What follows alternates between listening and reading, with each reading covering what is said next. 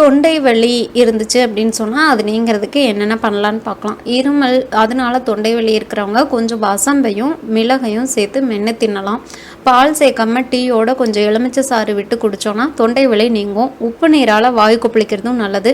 சூடான நீராகாரங்களை பருகுவதும் நல்ல பலனை தரும். நீராவி பிடிக்கிறது, அதாவது ஆவி பிடிக்கிறதும் தொண்டையில் படும்படி பிடிச்சோம் அப்படின்னு சொன்னால் நிவாரணம் கிடைக்கும். சுண்ணாம்பு நம்ம வெத்தலை போடுறக்கு உபயோகிப்போம் இல்லைங்களா, அந்த சுண்ணாம்பை எடுத்து கொஞ்சம் தண்ணீரில் கரைச்சி தொண்டையில், அதாவது கழுத்து பகுதியில் தடவணும். கொஞ்சம் நேரத்தில் வந்துட்டு அந்த தொண்டைக்கட்டு தொண்டை வலி இருந்துச்சுன்னா சரியாயிடும்.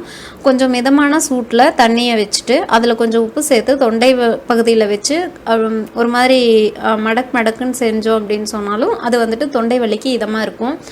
வெந்நீர் ஒத்தடம் கொடுக்குற மாதிரி கொடுத்தோன்னாலும் வலி சரியாகும். கற்பூரவள்ளி இலை சாறு எடுத்துகிட்டு கற்கண்டு சேர்த்து சாயந்தரமும் காலையிலையும் குடிச்சிட்டு வந்தோம்னா தொண்டை வலி குறையும். துளசி இலைகள் போடப்பட்ட தண்ணீரை ரெகுலராக குடிச்சிட்டு வந்தோம்னா தொண்டையில் வந்துட்டு புண்ணே வராது.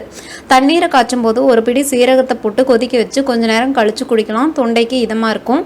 நைட்டு படுக்கும்போது பாலில் மஞ்சள் தூள், தேன், பொடித்த மிளகு இதை போட்டு குடித்தோம்னா தொண்டை வலி நீங்கி நல்லாமே சீக்கிரமே அந்த ஒரு க்யூர் ஆகிட்டு நல்ல பலன் கிடைக்கும். மேலும் தகவல்களை தெரிஞ்சுக்க சேனலை சப்ஸ்கிரைப் பண்ணுங்கள். தேங்க்யூ.